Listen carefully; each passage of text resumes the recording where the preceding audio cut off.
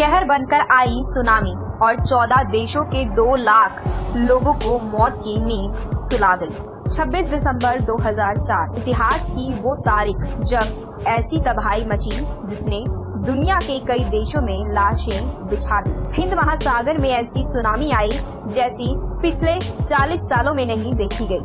26 दिसंबर 2004 इतिहास की वो तारीख जब ऐसी तबाही मची जिसने दुनिया के कई देशों में लाशें बिछा दी। हिंद महासागर में ऐसी सुनामी आई जैसी पिछले 40 सालों में नहीं देखी गई। 9.1 तीव्रता वाले भूकंप के कारण समुद्र में 65 फीट ऊंची लहरें उठी। इस सुनामी के कारण अकेले भारत में 12,405 लोगों की मौत हुई। 3,874 लोग लापता हो गए। इतना ही नहीं, 12,000 करोड़ रुपए के नुकसान की बात भी सामने आई। 18 साल पहले क्रिसमस का जश्न मनाकर लोग चैन की नींद सो रहे थे। समुद्र तटों के किनारे वाले देशों में टूरिस्ट बड़ी संख्या में पहुंचे थे। भारत में भी यही स्थिति थी। अगले दिन सुबह 6.28 के बीच समुद्र की खूबसूरत लहरों ने ऐसा विकराल रूप धरा कि तहलका मच गया।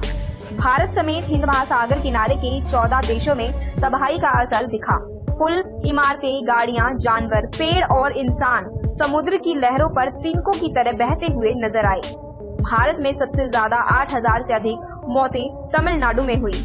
वहीं अंडमान निकोबार में 3,515 मौतें हुई। इसके अलावा पुडुचेरी में 599, केरल में 177 और आंध्र प्रदेश में 107 मौतें हुई। पड़ोसी देश श्रीलंका में 13 और मालदीव में 1 भारतीय की मौत हुई। कुल 14 देशों में मरने वालों की संख्या बढ़कर 2 लाख से अधिक पहुंच गई थी। सुनामी के दौरान पानी की ऊंची लहरें 800 किलोमीटर प्रति घंटे की तेज रफ्तार से तटीय इलाकों में पहुंची। लोगों को संभलने का मौका ही नहीं मिला।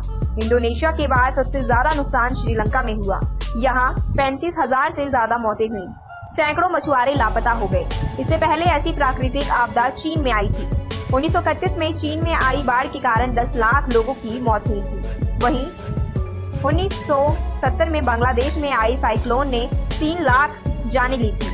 इस सुनामी के कारण सबसे बड़ा नुकसान इंडोनेशिया में हुआ, क्योंकि ये सुनामी का केंद्र था।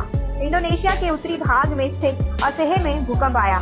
इस भूकंप के कारण समुद्र के भीतर उठी सुनामी ने भारत सहित कई देशों में भारी जमकर तबाही मचाई। सबसे ज्यादा मौतें भी इंडोनेशिया में हुई। यहाँ 1.28 लाख लोग मरे और 37,000 से ज्यादा लापता हो गए। भारतीय प्रायद्वीप की टेक्टोनिक प्लेटों के बीच पिछले करीब 1.5 साल से दबाव बन रहा था। ये भूकंप उसी का नतीजा था। आज तक के इतिहास में ये सबसे विनाशकारी सुनामी थी। इससे इंडोनेशिया, थाईलैंड, उत्तर पश्चिम में मलेशिया और हजारों किलोमीटर दूर बांग्लादेश, भारत, श्रीलंका, मालदीव, पूर्वी अफ्रीका में सोमालिया आसपास के देशों में भारी तबाही मची थी। हिंद महासागर में 883 के बाद कोई बड़ी सुनामी नहीं आई थी। इसलिए इंडियन ओशियन में 2004 की सुनामी तक कोई सुनियोजित अलर्ट सेवा स्थापित नहीं की गई थी। अगर अलर्ट सेवा होती तो इस विनाश से करीब 3 घंटे पहले लोगों को अलर्ट कर सुरक्षित जगहों पर भेजा जा सकता था। ऐसे में माल की हानि तो होती, लेकिन लाखों लोगों को बेमौत मरने से बचाया जा सकता था। इस हादसे के बाद भारत सरकार ने यहाँ अलर्ट सेवा स्थापित कर दी है। 2004 में हिंद महासागर में आई सुनामी ने न केवल लाखों लोगों की जान ली, बल्कि दुनिया का नक्शा भी बदल कर रख दिया है। भूगर्भ वैज्ञानिकों के अनुसार सुनामी की अपार ताकत से पृथ्वी का आकार थोड़ा बदल गया है। कुछ प्रायद्वीप अपने स्थान से कई मीटर तक खिसक गए हैं। इससे दुनिया का नक्शा थोड़ा बदल गया है। टेक्टोनिक प्लेट में टक्कर से हिंद महासागर का तल इंडोनेशिया की तरफ 15 मीटर खिसक गया है। इससे सुमात्रा के भूगोल में भी थोड़ा परिवर्तन हुआ है। वैज्ञानिकों के अनुसार इस भूकंप से पृथ्वी भी अपनी धुरी से थोड़ा खिसक गई है। इससे दिन की पूरी अवधि में कुछ सेकंड की कमी आ गई है। अंतरिक्ष एजेंसी नासा के अनुसार सुनामी के कारण उत्तरी ध्रुव भी कुछ सेंटीमीटर तक खिसक गया है।